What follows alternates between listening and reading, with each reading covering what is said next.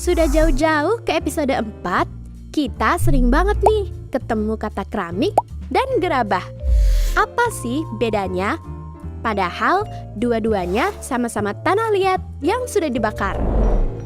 Keramik itu adalah tanah liat yang dibakar dengan campuran bahan mineral lain yang salah satunya berupa glasir. Sedangkan gerabah adalah tanah liat yang sudah dibakar saja. Nah, sekarang kebayangkan bedanya?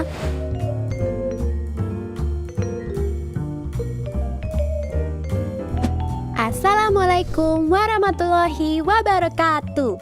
Selamat datang di RKP Akademi kelas Tanah Liat. Di video kali ini, kamu akan kami ajak mengenal keramik masa penjajahan. Citra, kamu tahu nggak kalau semua makhluk ciptaan Allah dan seluruh alam semesta terbuat dari gelombang elektromagnetik?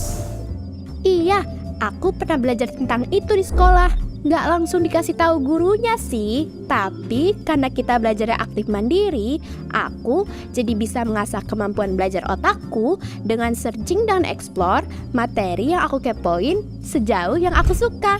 Tapi, apa hubungannya sama kita yang mau pergi ke masa penjajahan? Gelombang tidak pernah dan tidak bisa habis atau hilang. Itu artinya semua yang pernah terjadi selalu ada di tempatnya, tapi bentuknya gelombang.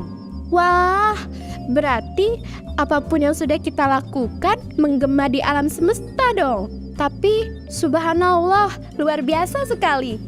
Ayo, kita tutup mata dan pusatkan pikiran kita. Bawa roh kita menelusuri gelombang yang kasat mata itu. Wah, aku melihat gema kehidupan di mana-mana alam. Ayo, ikut aku ke situ. Pegang tanganku. Bangsa dari negeri timur mengembangkan tanah liat menjadi gerabah, keramik, bahkan yang keramik jenis porselin lebih dulu dari bangsa Eropa. Jadi, saat permulaan abad 17, bangsa Eropa baru kenal sama keramik jenis porselin ini yang dia bawa dari negeri timur. Orang-orang dari negeri Belanda membawa keramik jenis porselen yang kasar ke Indonesia, sedangkan yang halus ke Eropa. Pada masa perdagangan ini, porselen Eropa dengan porselen Cina bersaing, tapi lebih mahal punya negara Cina karena lebih baik ditiru dan dibawa mengarungi banyak lautan ke negara-negara lain.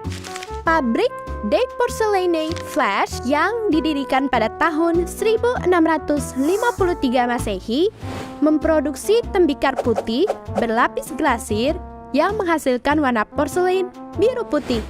Cantik kan teman-teman? Tapi sayangnya mereka mengalami kemunduran pada abad ke-18 karena ada yang menemukan teknik porselin keras di Saxony.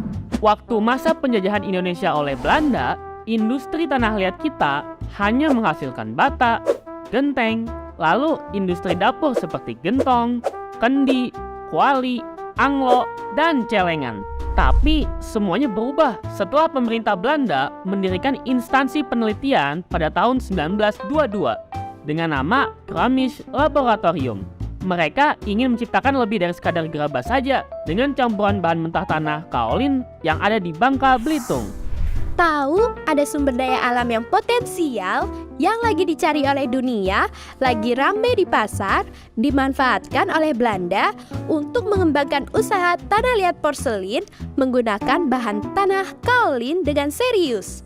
Sampai pendidikan ilmu pengetahuan dan teknik membuatnya juga dijalankan. Nah, ada karakter si penjajah yang bagus nih untuk dijadikan contoh. Bukan sifat penjajahnya ya teman-teman, tapi sifat mereka dalam melihat potensi dan menjadikannya sesuatu yang bermanfaat untuk kebutuhan sehari-hari dan pendapatan negara. Aku sih setuju banget sama kamu, Citra. Allah sudah menyiapkan semuanya di dunia ini. Tinggal kitanya mau melihat, mau berpikir, mau belajar, dan mau bergerak untuk berkarya dan bermanfaat. Uang dan kekayaan adalah bonus dari apa yang kita usahakan. Ya kan, Citra? Kamu itu terlalu benar, Alam. Berkreasi dan seru-seruan dengan tanah liat. Yuk kita ikuti kelasnya di RKP Akademi bersama Rumah Tanah Liat Citra.